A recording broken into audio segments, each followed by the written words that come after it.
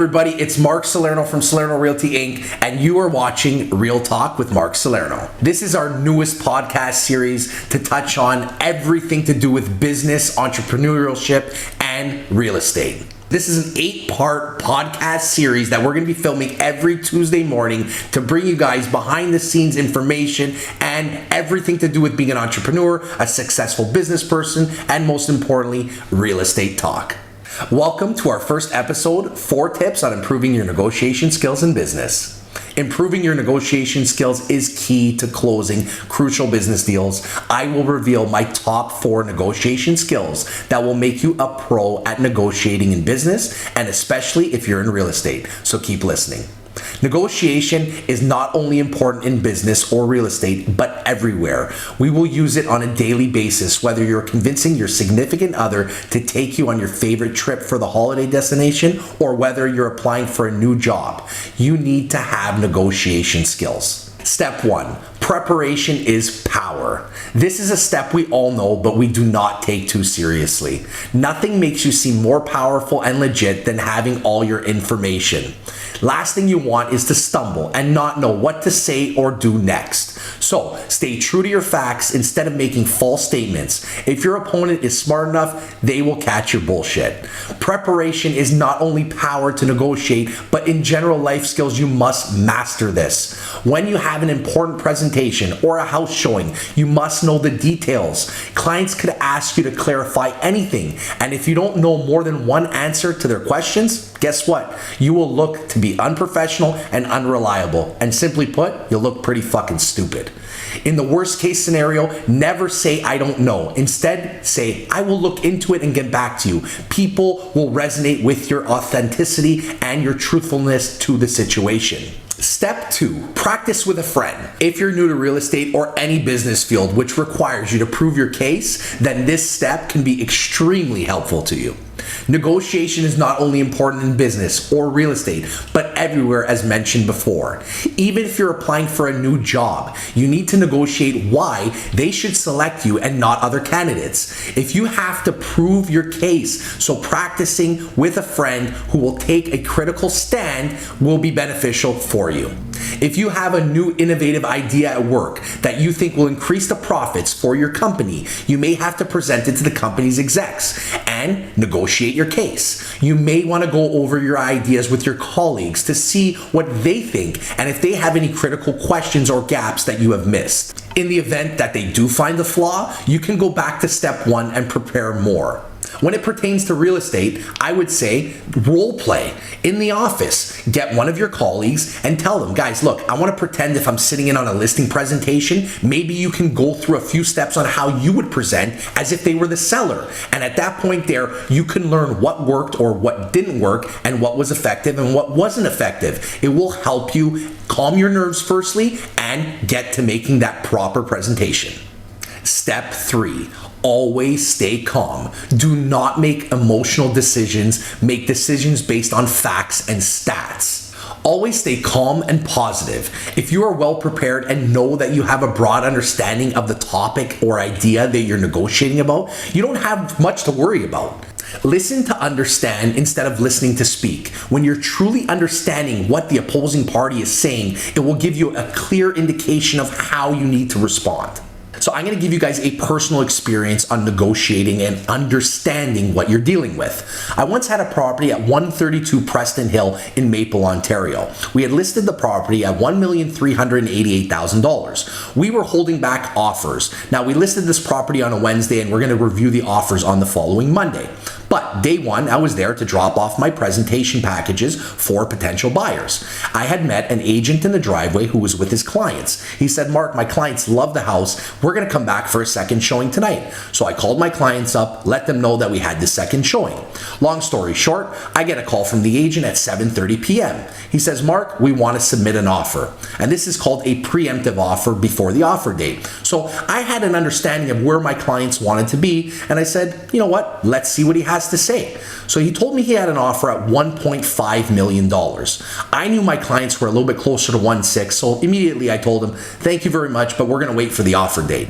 Next breath, he goes 1.550. So immediately I knew that there was serious motivation behind these buyers. He jumped $50,000 and he was wanting to give me a preemptive offer. So I told him, paper me the offer and I'll go meet my clients at the property. So I did exactly what I said. I was sitting at the table with my clients and I said, guys, look, we have this great offer here. What do you like to do with this? They said, Mark, we want 1.6 million. You get me 1.6 million for this property tonight, cancel the open house, we're ready to sign the deal. So I told my clients to sign back at $1,648,000. Now, I was leaving the house and this was a property that had a staircase with a high window above the front door. My client said to me, which actually was the daughter, Mark, there's a black Mercedes parked in front of the driveway. I knew this was the agent because I met him earlier that day. So this was a second indicator to me that these people were really excited and wanted to buy the property as he showed up at the house. So I went outside with my iPad. Agent walks out of his car as I'm walking down the driveway and he says to me, so what do we got here, Mark? I opened up my iPad, showed him the sign back. He goes like this, forget it, Mark. I said, okay, close my iPad, said I'll see you on Monday. He says, Mark, hang on a second. I got my clients here in the back seat. We're ready to make a deal tonight. Is there anything better that you can do? Now, in a normal situation, this can be handled a few different ways. My clients just told me inside that they wanted 1.6 million for it. He was at $1,550,000. I signed back at $1,648. The common ground in the middle would be 1.6. Now, the easy thing would say, put it at 1.6 on paper and I'll go ask my clients and see if we can get a deal done. Nothing would have been wrong with that. But that's not the approach that I took for this. I knew that I had a highly motivated agent with a set of clients who wanted to buy this property before anybody else had the chance. So what I did was I opened up my iPad again. I started drawing all the little circles and spots where they can initial and sign. And I actually told this agent, here's my iPad. I've never done this before. Take this in the car and speak to your clients about it. I said, keep clicking the top corner though so it doesn't time out on you.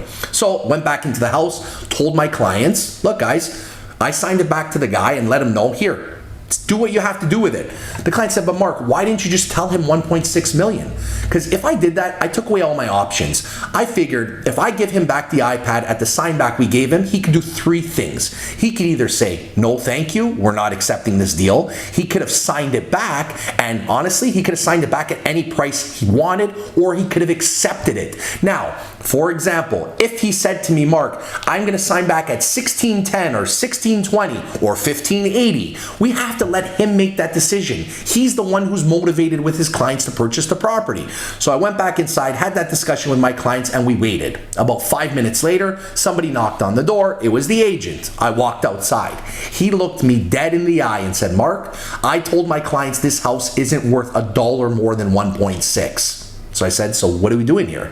He goes, Mark, put out his hand and congratulated me. They accepted the offer at $1,648,000. I essentially got an extra $48,000 for my clients. Not only did that pay off my commission, but it paid off a portion of the other agent's commission. So understanding who you are negotiating with and how you need to negotiate is a very important tool that will allow you to do well for your clients. Another very important point, do not cut someone off when they are trying to explain why something is important to them. Make them feel you are there for them and that you understand where they are coming from and what they want, and that you're doing your best to fulfill their needs. Even if this is the person that's on the other side of the table that's trying to negotiate against you. Don't only see the negotiation as a challenge to win, but rather as people with emotions trying to get what they need. Always listen, since you receive more information that could help you justify your case and make informed decisions. Also, you always need to answer their questions. Confidence is key to anything. That's why the saying, fake it till you make it, is so popular. If you are completely prepared, had your practice, and stay calm, then you don't need to worry. Step 4, you need to have clear goals and you need to explore all the possibilities that come from it. So you need to evaluate what your end goal is from the negotiation and how to figure out how your demands are met. What is he or she absolutely happy to accomplish in this negotiation? What is he or she absolutely not willing to accept? And where does he or she draw the line? Asking a client directly can be beneficial at some times when you have to get straight to the point instead of having to beat around the bush. Nobody likes that. Also, know what else in negotiation deals is important so the non-important stuff can be thrown aside. And you have to decide what's important to you, but don't necessarily reveal it to your opponent. This is a way that you can give out something that appears to be important to you, but in reality, it doesn't mean fuck all. This is what you have to have in order to gain an edge in negotiation. You also need to understand that not always can you get what you want. And as long as you don't go below where you drew the line, guess what? You're winning. If you enjoyed this podcast, I got 7 more to come to you. It's very simple to stay on top of getting all this information. Hit that little subscribe button in the bottom, and I'll see you guys on the next podcast.